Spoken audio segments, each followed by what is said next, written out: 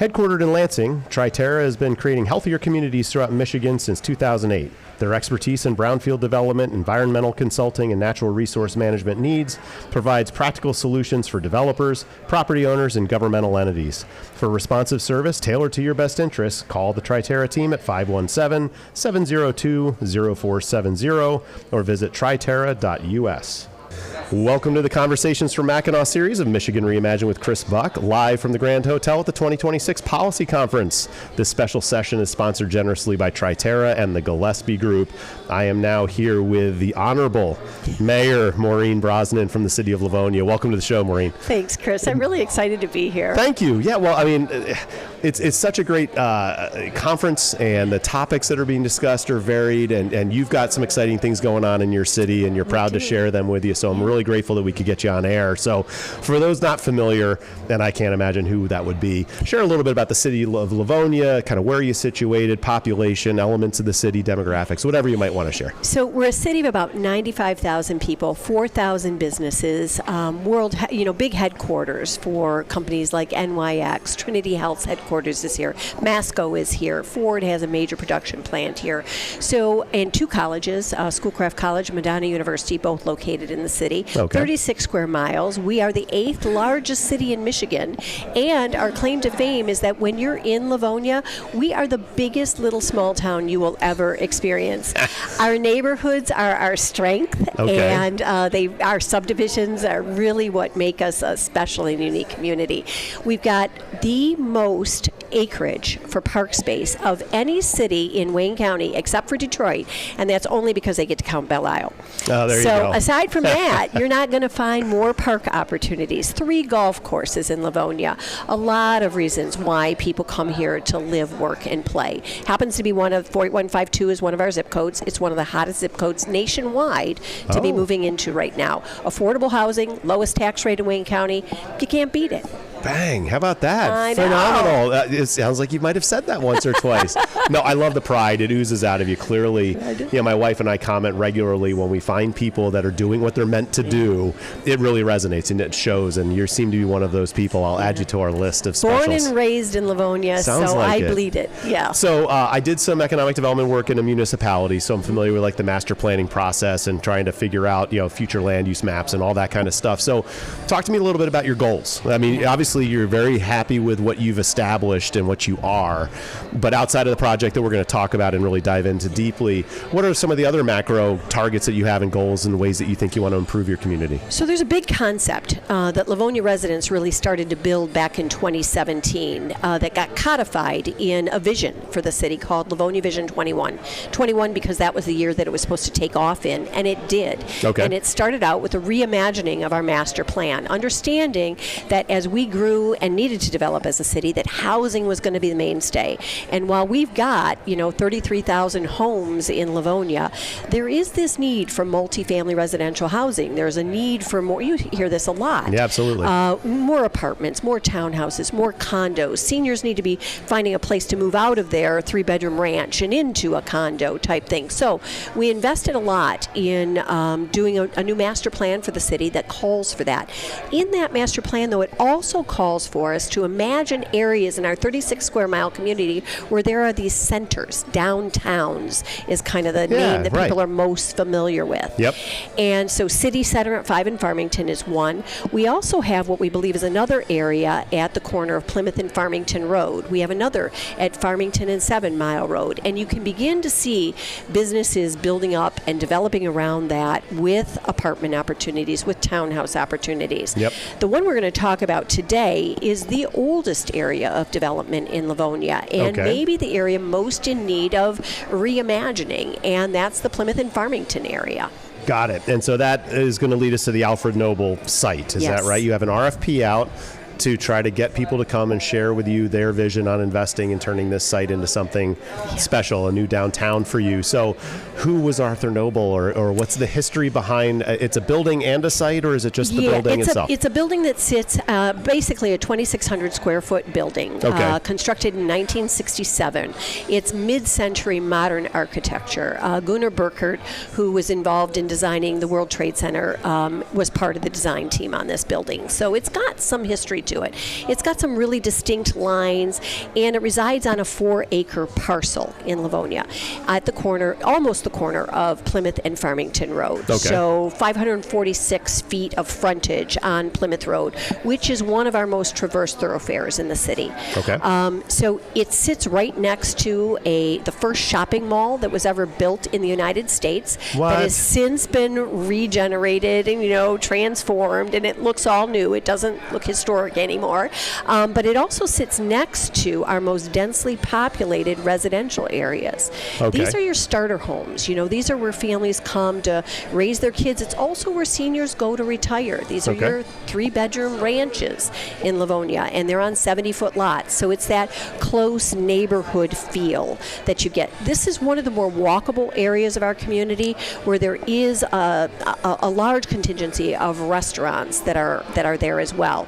Now, the library itself was one of 3 libraries in our community. Okay. Unfortunately, shortly before 2020, it suffered a flood, and so the building is not usable at this point. Got it. And this is part of the challenge, is that we're looking for a partner to help with the adaptive reuse of the building, something that really melds with what's going on that corridor and brings added value to the residents in the south end of the community. Got it. And I'm an economic developer and a real estate guy. So for those just listening to this, though, you don't want it to be, you're not just trying to fix it up to be another library. I mean, Correct. adaptive reuse is, we have this building. Now, are you open to the idea of demolition and rebuilding something completely new if that serves the city's purposes, or is your preference that you find a creative way to brownfield this thing back to life and use at least the bones, even if the use is wildly different? Correct. I think that would be the first preference. Got it. And so let me start by saying that the RFP was actually put together by a community group. It's a mayor's task force of people in our community that have a strong passion Yep. for this project, for this property, for this area. They've got a vision for what they'd like to see there, but I love what they've done. They've come together around exactly what you've just said. Are they married to the building, or are they married to what that site can do for the community? And they appear to be more married to what the site can do for the community. So they've given examples in the RFP of conceptual ideas where maybe you'd retain some element of the structure. Right. Maybe you'd retain some element of the space that the structure stood on. But they're really open to or a lot of reuse things. materials, or give a nod to what it used to look like, even if it's completely new construction, some sort of Correct. homage. Yeah. Now, do I think the building could be reused as it is? I think there's probably great opportunity for that as well. Okay. So, again, Yeah. I think we're just trying to be as open-minded as we can be with the RFP. Got it. Okay. And then the RFP is calling for how deep, I mean, we don't need to get into the depths of all of it, Yeah. I guess, but what are you hoping to get? Basically just kind of renderings and a proposed new use for this and how they might get there, and a vague capital stack of like, here's how we think we can make this happen? Yeah, and that's exactly Okay. it. They're looking for a partner. Yep. They're looking for somebody that has a sustainable funding model. Yep. They're looking for something, again, that has some long-term viability, that produces a benefit for the residents in the area. Yep. And I just think it's a really neat process. They're going to go through these RFPs. A community group, again, is going to review them, and they're going to make their best recommendation to me. And then I'll turn around and start marching that recommendation through the city council and the various commissions that it would have to go through, and hopefully we come up with something really creative in that space. I also want to mention, though, one of the things that we believe in Livonia, it's the kind of if you build it, they will come model. Okay. So there is a $5 million investment being made in the park that is adjacent to this property. I had that in my notes. Yes. Yeah. Sheldon Park. Sheldon Park. So this is kind of the big incentive. The park will be done this fall. It'll have, we're taking out an old pool. We're putting in a new splash pad with a slide. I think we're the only park with a slide where you don't have to pay in Wayne County to come. Okay. All sorts of walking paths and new swing sets. The whole shebang. Pickleball courts. Because There you go. Everyone wants courts, pickleball. right? Absolutely. all of it is going to be there. And this was a $5 million investment by our Plymouth Road Development Authority. So we have, a tax capture opportunity in that area. So that's another thing in addition to some of the brownfield opportunities that may be available that we're asking, potential partners to engage with us in. Founded over 30 years ago, Gillespie Group is a full-service residential and commercial real estate firm based in Lansing, Michigan. With an eye to the future, Gillespie Group is fueled by strategic development with a passion to find creative solutions for real estate development needs. Known for the ability to visualize new energetic spaces that breathe life into spaces and community, Gillespie continues to use its resources to initiate the transformation within the communities it works in. Learn more at gillespie-group.com. So the park will be city-owned, and Yes. the investment is already kind of done, so that's more of a fringe benefit. If you do this over here and you're the successful partner, you'll have this neighbor that'll help draw people to your operation, whatever that may be. Is the building itself, the Alfred Noble site, expected to be retained as a city asset, or will the developer own it as an entity?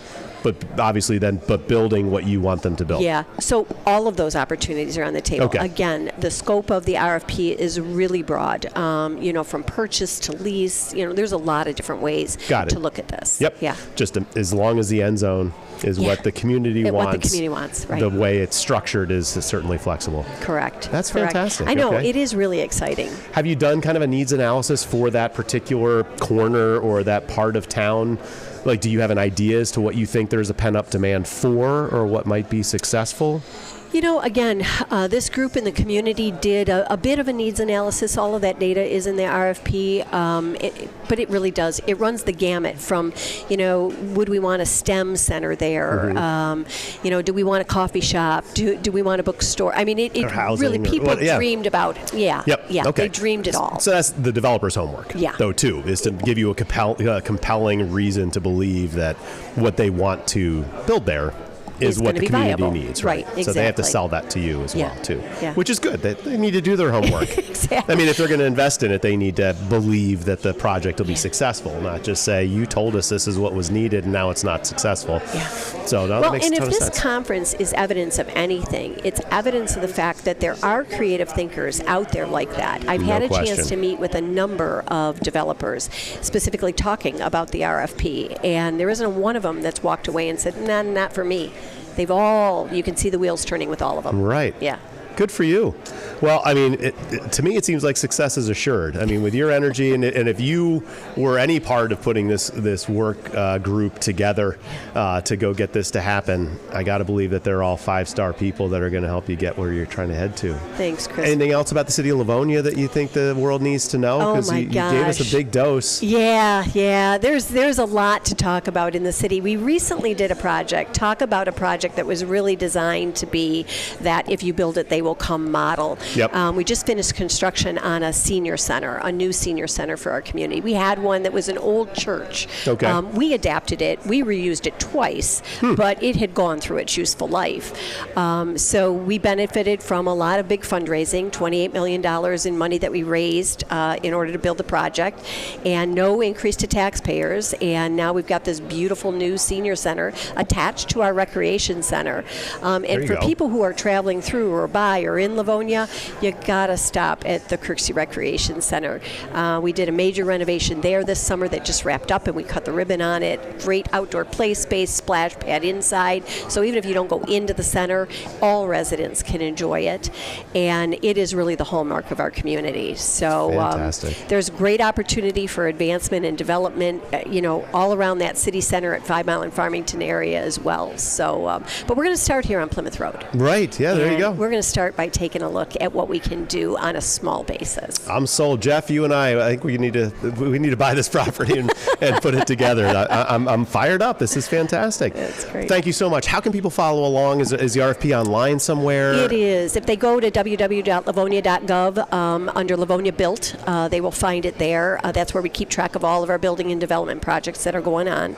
It's available on Mittens, so it's being pretty widely dispersed. And then I'm taking it out, dancing it around. I and see making that, sure yes. that plenty of people understand where we're trying to head. So Wonderful. thank you for this opportunity, by the way. Absolutely, this is my great. pleasure. I've really enjoyed this. I know Livonia, but now I know the mayor. I'm really grateful for that. Mayor Maureen Brosnan here talking about the Alfred Noble RFP site out there. Really appreciate you leaning into this. It's a great story to tell. Appreciate you joining me. Thanks, Chris. And I want to give a final shout out to our friends at Triterra and for Gillespie Group for allowing me to be up here at beautiful Mackinac Island at the 2026 Policy Conference. This is Chris Buck signing off for Michigan Reimagined.